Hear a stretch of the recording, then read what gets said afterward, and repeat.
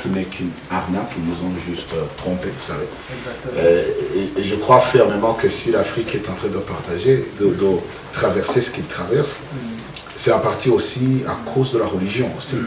Et bon, parce que vous savez qu'elle a pouvoir coloniser l'Africain, il a amené aussi la religion avec.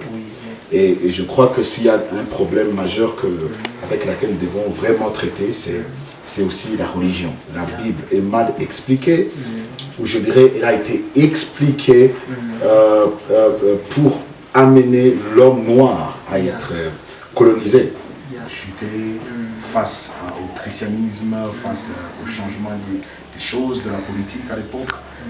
Vous savez que Rome est l'extension du christianisme, vous savez vraiment, ils ont vu que les chrétiens étaient vraiment d'une autre planète, ils étaient difficiles à maîtriser, même la mort ne pouvait même pas les maîtriser. Donc ils ont vu le christianisme comme une arme qu'ils pouvaient utiliser, une autre forme de philosophie qu'ils pouvaient utiliser pour continuer à étendre l'essence du catholicisme, vous savez, de la religion. Et ils ont utilisé cela pas pour enseigner les gens vraiment à connaître le Seigneur ou à connaître Dieu, à découvrir le Créateur, mais surtout, je crois que la Bible a été utilisée exclusivement surtout pour coloniser l'homme noir. Et je parle à chaque personne qui m'écoute, s'il y a quelque chose qui est dangereux, avec laquelle nous devons vraiment dealer, avec laquelle nous devons vraiment faire attention, c'est surtout la religion. Il faut vraiment être dans une église ou un homme de Dieu qui est capable d'expliquer et d'enseigner la parole de Dieu. C'est vraiment important. Oui. Bon, c'est vraiment trop complexe. Moi aussi, j'ai grandi dans une religion. Et aujourd'hui, tu nous as amené à comprendre que le christianisme, c'est pas genre un homme qui est bizarre, qui a dit, on dirait du pathos, tu es là, misérable.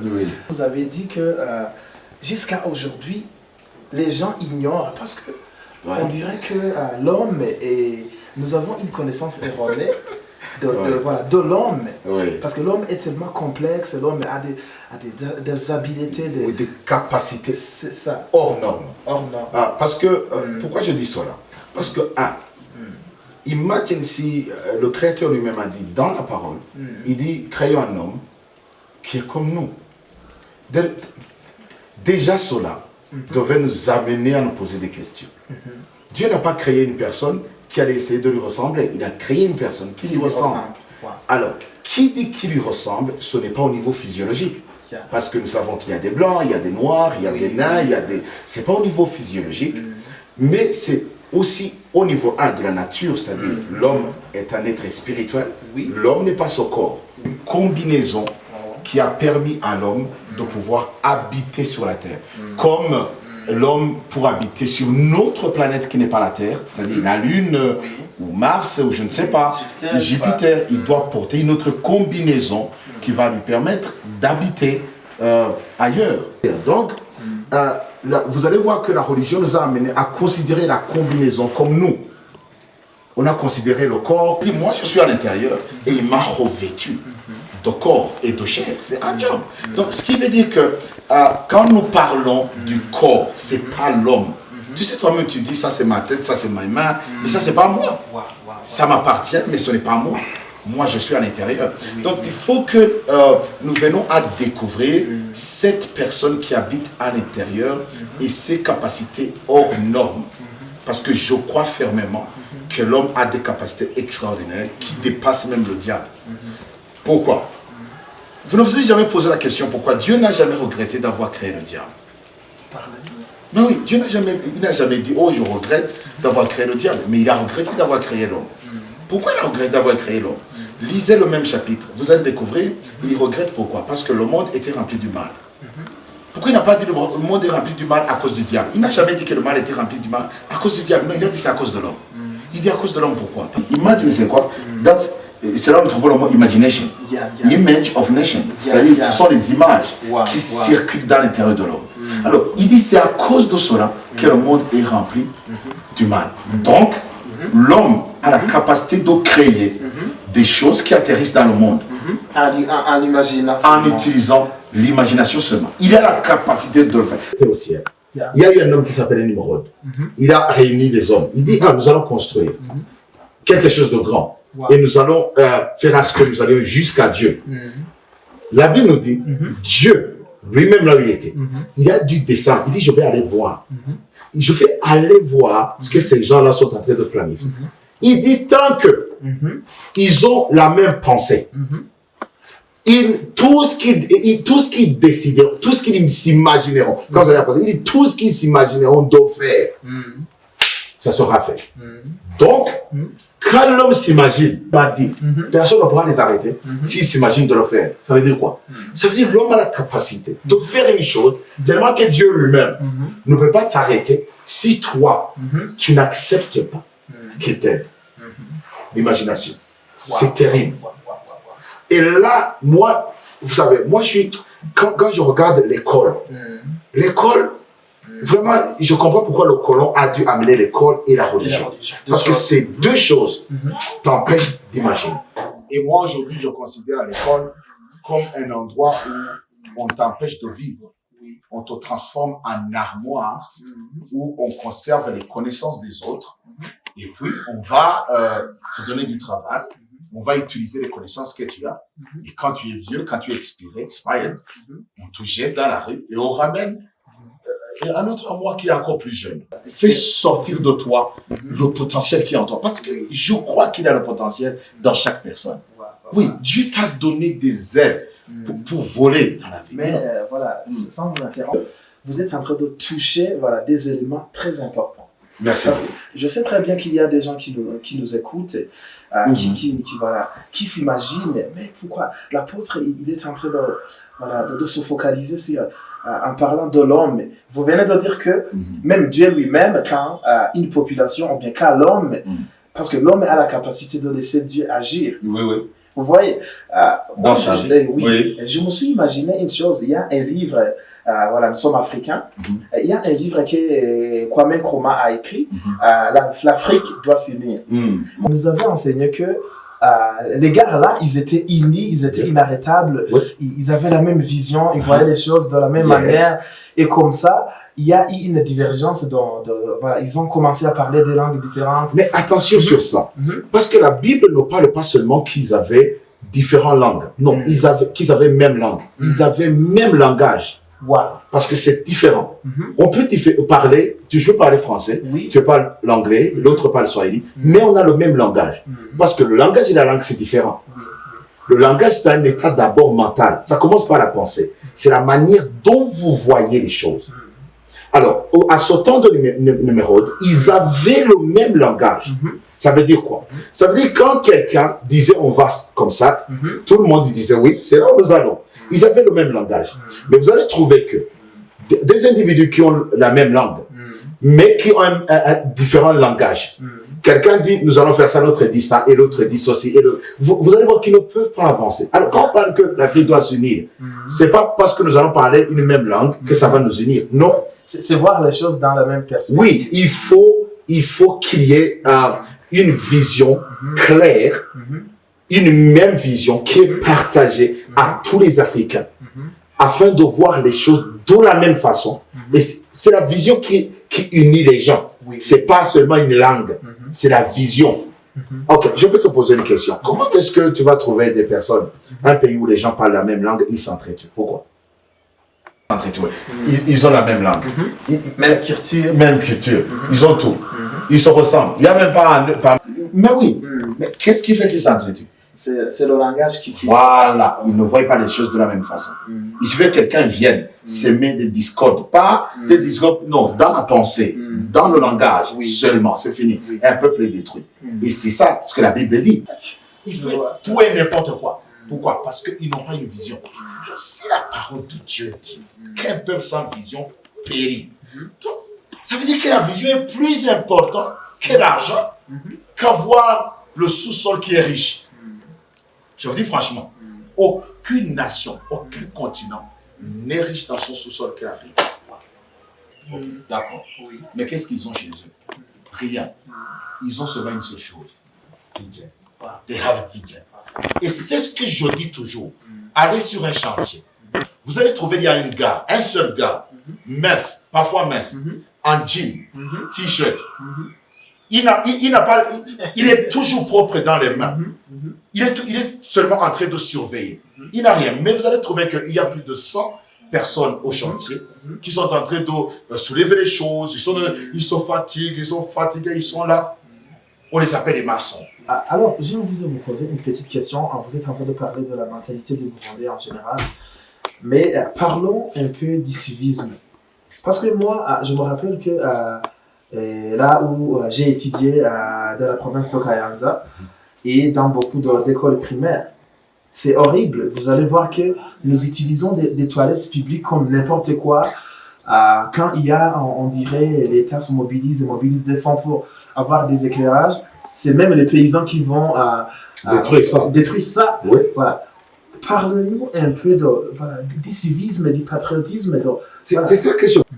Imaginez les fonds qui ont été mobilisés sur toutes les républiques. Il y avait des fonds qui étaient là pour la construction des routes.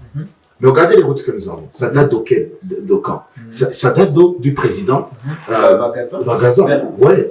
Et vous allez voir qu'il y a des routes qui sont complètement détruites comme ça. Vraiment, il y a des trous partout. Ouais. Mais est-ce qu'il n'y a pas l'argent qui est toujours donné, mobilisé par l'État et qui est envoyé dans le secteur de la reconstruction des routes? Il y en a. Mais pourquoi ces gens-là ne construisent pas les routes? Pourquoi vous allez voir que les maisons de l'État, ils peuvent s'user jusqu'à même, tu vois, jusqu'à ce que même ceux qui travaillaient dans ces maisons aillent faire quoi? Comment on appelle ça? Louer. Ouais, ça. Louer d'autres maisons. L'État loue, alors qu'il a ses propres maisons. Ça vient d'où? C'est parce que, premièrement, c'est la mentalité africaine, la mentalité des Burundais. Ils ne voient pas le pays comme leur pays. Ils ne voient pas les routes comme leurs routes. Quand l'État met les lumières, ce sont les lumières de l'État, mais ce n'est pas les lumières des Burundais. Les routes sont les routes de l'État, mais pas du Burundais. C'est là que vous allez voir qu'à l'époque, moi je me souviens, à l'époque, on disait l'État fait. L'État, c'est pour l'État. Que plus les choses deviennent difficiles, plus nous allons payer plus de taxes. Ils ne savent pas que toutes ces choses ont été achetées ou construites à partir des taxes que nous payons.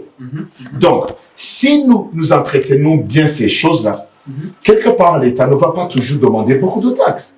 Parce qu'il y a des choses qui sont déjà construites. Comme ça, le Burundi et l'Afrique. Oui, mais ça devrait être aussi le programme national. Ça devait faire partie du programme national. L'État devait faire cela. C'est-à-dire, il devait faire un point. Parce que ils ne savent pas comment le fonctionne. Ils pensent que l'on mange seulement des haricots, des histoires, et puis on injecte des choses dans sa tête et c'est fini. Mais ils n'ont pas ignorant, tu es bête.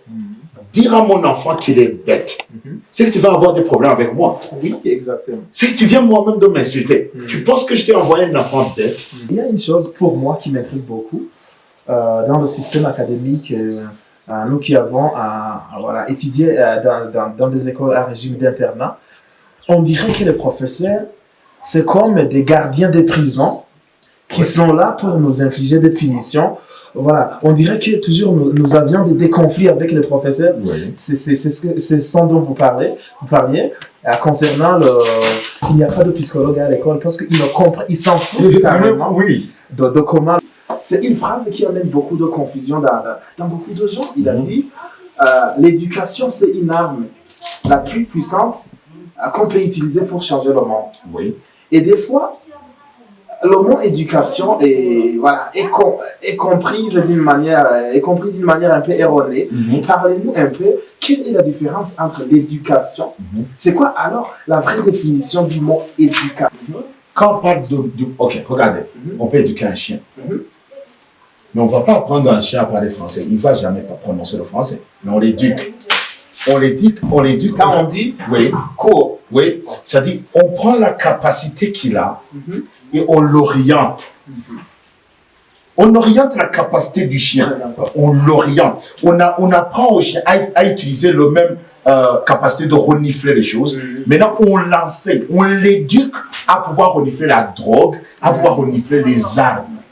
Ouais, ça. On l'éduque. On utilise ses propres capacités. Donc, quand tu ne vas pas dire que le chien n'a pas de capacité. Tu ne vas pas lui donner la capacité de renifler. Non, il tient de cela de Dieu. Quand Dieu l'a créé, il lui a donné ça. L'homme, qu'est-ce qu'il fait? Il l'éduque à utiliser cela. C'est la même chose. On devait aider les hommes, les enfants. On les éduque à utiliser leurs propres capacités. L'homme a beaucoup de capacités et de sphères. Dieu n'a pas créé l'homme pour être monotone. Il est rempli de capacités. Tous les hommes ne se ressemblent pas. Okay? Parce que c'est pour ça qu'ils ne font même pas les mêmes choses. Alors les gens se posent des questions. Pourquoi quand ils terminent les écoles, ils n'ont pas de travail? Parce que le travail ne vient pas de l'extérieur. Le travail, c'est un service que tu rends. C'est ça l'entrepreneuriat. C'est rendre service. Mais comment tu vas rendre service? Il te donne, il a déjà à l'intérieur. Pourquoi tu amènes le chien? Parce que tu sais qu'il renifle des choses à des kilomètres. Quand les voleurs viennent, ils reniflent déjà ça. Il renifle, c'est aussi un compagnon. Parce qu'il a cette capacité à l'intérieur d'esprit. N'est-ce pas? Alors, si j'ai bien compris, à chaque personne, chaque personne a des potentialités à l'intérieur de lui, mais seulement on essaie de nous couper les ailes. Par exemple, moi, j'ai étudié l'agriculture, mais auparavant, j'avais ce talent de parler, de la rhétorique, de bien parler des choses. Mais j'ai fait beaucoup d'années en train de suivre l'agriculture au lieu de m'amener dans une école de littérature pour suivre la communication, l'art de bien parler. C'est ça le problème alors. Et quand un enfant dit, oh, je vais aller étudier comment parler, ils vont te dire, non, il n'y a pas de travail, il n'y a pas d'argent, il n'y a pas ça, il n'y a pas ça. Vous savez, il y a la plus grande richesse, c'est le développement personnel. C'est le fait de pouvoir déployer tes ailes. C'est la plus grande richesse. C'est pour ça que quand tu enfermes un lion dans un cage, tu ne lui rends pas service. Parce qu'il ne va pas utiliser son potentiel. C'est un chasseur. Il a de la jungle. Pour chasser la savane. Il veut chasser. Tu vois ça? C'est la même chose que l'homme. Dieu a créé chaque personne, chaque enfant. C'est un don donné à l'humanité. Mais qui a un potentiel quelconque. C'est là. Aujourd'hui, ils disent, oh, créer des entreprises. Mais comment ils vont créer des entreprises alors que vous les avez mis dans un système pour trouver du travail? Tout le monde a été préparé pour trouver du travail. Maintenant, vous voulez qu'ils créent des entreprises. C'est impossible. C'est pour cela que les seules personnes qui créent des entreprises, ce sont les personnes qui n'ont jamais été à l'école. C'est ça. Regardons plus de 90% au Burundi, ceux qui créent des entreprises. Ils ont quelle école? Non, rien. Entre guillemets, on les considère comme des abrutis, mais nous terminons de travailler et ils nous donnent des salaires dérisoires. C'est ça. Non, quand vous allez à l'école, lui, il est en train de développer son propre potentiel. Il est en train de se développer, éduquer. C'est un homme éduqué, mais qui n'a pas vos connaissances. Alors, il va utiliser vos connaissances et il va vous payer. C'est cette chose Voilà. Une armoire, on a conservé, c'est comme si le patron d'aujourd'hui, il nous envoie à l'école, nous allons à l'école et comme ça, nous emmagasinons des connaissances et on va travailler pour on vous met sur le marché. Et lui, il vient acheter. Oui, il vient acheter une armoire. Il dit, j'ai besoin de cette armoire parce que dans mon entreprise, j'ai besoin de ça. Comptabilité, quoi. Oui, il dit, j'ai besoin de cette aide, j'ai besoin de ceci, j'ai besoin de ça. Et puis, tu viens, il t'utilise. Déjà parce que peut-être, je ne sais pas, à 60 ans, il va te chasser parce que tu es déjà vieux avec l'argent que tu as conservé. Et après quelques années, tu meurs. Il prend un autre armoire sur le marché. Il l'utilise aussi. Mais c'est comme ça. C'est comme ça. Alors, vraiment, c'est vraiment incroyable parce que on peut parler des nuits et des nuits parce que c'est un message très fort. Parce que à chaque fois que notre invité parle, j'ai envie de l'écouter encore et encore. Mais pour un peu clore, parlez-nous un peu de l'ignorance. Parce que moi, j'ai vu une chose très, très dangereuse ici au Burundi. Nous voulons rester ignorants. Voilà, le degré d'ignorance. Et des fois, on nous a dit, il y a un proverbe en français qui dit que un vieillard qui meurt, c'est comme une bibliothèque qui est brûlée. Mais moi, des fois, je suis contre ça. Parce qu'aujourd'hui, il y a des idiots, il y a des cons qui vont grandir avec cette idiotie. Alors, parlez-nous, si nous sommes vraiment l'avenir du Burundi, l'avenir de l'Afrique, on est quand même censé de faire des choses. Parlez-nous un peu de l'ignorance, parce que même dans la Bible, il est écrit à Osée que mon peuple périt par manque de connaissances. Parlez-nous un peu de cela. Nous avons beaucoup de choses à changer dans notre pays. Un, que ce soit même l'éducation au niveau de la culture. La culture que nous avons. Comment on éduque même les enfants. Ça aussi, c'est bizarre.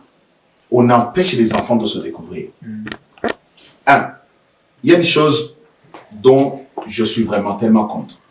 Empêcher un enfant de faire des erreurs, c'est l'empêcher de se découvrir. Et c'est ce que nos parents font. Parfois, ils nous cajolent, ils nous protègent. J'aime ça. Mais ils te protègent jusqu'à 50 ans. Tu es déjà vieux. Ils te laissent partir après 25 ans, après 27 ans. Tu as des erreurs. Laisse-lui essayer. Laisse-lui faire des choses bizarres. Laisse-lui aller essayer des choses. Il faut qu'il se découvre. Il faut que l'enfant puisse se découvrir. Mais l'enfant rentre la nuit, il vient de jouer de foot, tu le frappes. Tu l'empêches de se découvrir. Tu l'empêches d'avoir des amis. Tu dis, oh, ces amis-là, ok, accompagne-le, mais ne l'empêche pas de se découvrir. Oui, exactement. Il faut l'accompagner. C'est comme ça qu'on éduque l'enfant. Il faut l'accompagner. Il faut l'empêcher. Il ne faut pas l'empêcher. Non, laisse-lui jouer. Si on t'appelle à l'école, oh, tu sais, ton enfant, on l'a frappé parce qu'il dessinait. Regardez ce qu'il a dessiné. Si tu as frappé mon enfant parce qu'il dessinait, mon ami, je te gifle là même. C'est à l'école même. On dit, pasteur a frappé un professeur. Je te gifle à l'école même devant mon enfant. Comme ça, mon enfant va comprendre. Il faut que je continue à dessiner. Tu comprends? Pourquoi dessiner? Pourquoi? Pourquoi c'est lui qui a le potentiel de dessiner? C'est qu'il a quelque chose que les autres n'ont pas. Et c'est ça son don, c'est ça son talent. Mais là, il faut l'éduquer, oriente-le, montre-lui quoi dessiner, montre-lui qu'il peut être un bon architecte, montre-lui qu'il peut être un architecte extraordinaire. Au lieu de le frapper sur les mains. Tu vois, un enfant, il travaille avec la main gauche, tu le frappes. C'est comme ça qu'on frappait les enfants à l'école. Moi, on m'a frappé parce que je dessinais. Mais jusqu'à maintenant, j'ai des tableaux à la maison que je dessine. Tu vois, on m'a frappé quand il dessine. Mais c'est pour que je dessine. Parce que quand je regarde les choses, j'ai envie de les recopier. C'est pour ça que je sais. C'est très bien. Vous voyez ça? Je les regarde, je peux les redessiner. Vous voyez ça? C'est comme ça. On m'a frappé pour ça. Et aujourd'hui, il y a des enfants. On appelle les mamans, ils viennent, ils frappent leurs enfants. Oh, ne dessine plus jamais. Oh, toi là, pourquoi tu fais ça? Concentre-toi sur le DAD, sur le français. Mais, pour faire quoi? Il y a des pays, si tu vas, on te dit, amène ton diplôme. Tu amènes le diplôme, tu sais, tu fais quoi? Je connais le français. Ils vont te dire, mais c'est quoi ça? Tu connais le français, mais c'est quoi ça? Le français, c'est une langue. C'est une langue de communication. Oui. Maintenant, la question, c'est, tu vas nous communiquer quoi? C'est pas seulement la langue, mais la langue est là pour une chose. Oui. N'est-ce pas? C'est pour véhiculer quelque chose. Mais tu vas nous véhiculer quoi? Il te pose la question, tu sais faire quoi? C'est tout, on s'en fout de tes papiers, mais tu sais faire quoi? Quelqu'un qui sait faire quelque chose, il est accepté que quelqu'un qui a un papier sans considérer les papiers. Oui, c'est ça le problème que nous avons dans nos pays. Nous avons des gens qui ont des papiers, mais qui ne savent rien faire. Pourquoi? Parce que nous sommes dans un système qui est préétabli et qui a été établi par le colon. Moi, j'ai une question. Je te pose une question. Tu penses que le colonisateur, qui veut ton sous-sol, qui veut tes richesses naturelles, va t'amener l'école et la religion pour t'aider? Non, simplement c'est... Pour t'amener à le dépasser. Et moyens de corruption, voilà. Il ne va jamais amener ça pour t'aider à le dépasser. Alors pourquoi nous continuons de faire confiance à leur système? C'est bidon, vraiment. Mais c'est bizarre. Vous voyez ça? Et nous continuons de parler de l'indépendance. Quelle indépendance? Mais même si, alors que nous ne sommes même pas indépendants au niveau de l'éducation nationale. Parce qu'aujourd'hui, on devait d'abord cibler. Nous avons besoin de quoi dans nos pays? On a besoin des constructeurs en automobile, ceux qui créent les automobiles. On a besoin de ces gens. On a besoin des gens qui ont des connaissances dans l'extraction de l'or. Vous voyez?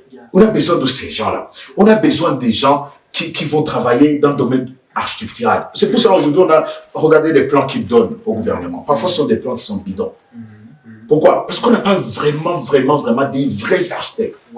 Ouais, ça. On a coupé les ailes des petits gosses qui dessinaient. On a coupé les ailes. On a dit non. Et toi là, il ne faut pas continuer avec ça. On va te mettre dans l'enseignement général. Et après, l'enseignement général, tu vas faire 3 ans, 4 ans à la génie civile. Alors que tu devais continuer dans ce domaine depuis l'école secondaire. Tu devais d'abord faire ça des années, des années. Tu termines, tu maîtrises ça, c'est ton domaine. Tu vois ça? Et c'est ça le problème que nous avons. Alors, imagine, nous avons les personnes qui ont passé dans le même système. Ils vont produire quoi? Les mêmes choses. Les mêmes choses. C'est là où nous arrivons, nous n'avons pas des médecins qui sont vraiment dans la recherche. Pourquoi? Parce que nous avons ceux qui sont préparés pour travailler seulement dans les hôpitaux. Mais nous n'avons pas ceux qui sont préparés pour faire des recherches. Nous n'en avons pas. Vous voyez ça? C'est même dans tous les domaines. Nous n'avons pas de personnes qui sont préparées pour des recherches, pour enfanter de nouvelles choses dans le monde. Nous n'avons pas ces personnes. Moi, j'ai fait des tests. J'ai vu comment l'éducation était. Et dans tous les réunions, j'étais en train de crier toujours, jusqu'à détester l'école. Pourquoi? Parce que tu vois que on ne vous enseigne pas au fait. Non, on vous tue davantage. Mais comment le gars faisait? Quand ils ont vu qu'il avait cette capacité, on l'a amené. J'ai dit, ok, invente. Commence à faire ça. Il a commencé à faire. Et voilà. Ceux qui ont inventé ces choses-là, ils ont été à quelle école? Ils ont des génies. Ils développent ça dans l'intérieur. Ils cherchent les connaissances pour les aider à imprimer la vision qu'ils ont à l'intérieur. Mais toi, tu vas à l'école. Tu cherches des connaissances. Tu n'as rien à imprimer à l'intérieur. C'est beau faire quoi?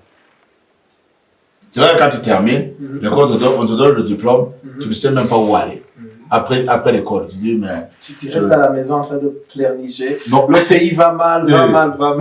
Il va mal à cause de toi. Normalement, on ne devrait même pas demander à un élève, tu veux faire quoi après l'école? Ou bien tu veux faire quoi à l'université? On ne devrait pas lui poser même pas cette question. S'il était préparé depuis le bas âge, on n'allait pas lui poser la question. Non, ça veut dire, depuis l'école primaire, il sait ce qu'il veut faire. Il le sait. Tu n'as pas lui poser. C'est pour ça qu'il a fait l'école qu'il a fait. C'est pour ça qu'il a suivi la filière qu'il a suivie. Parce qu'il sait ce qu'il veut devenir.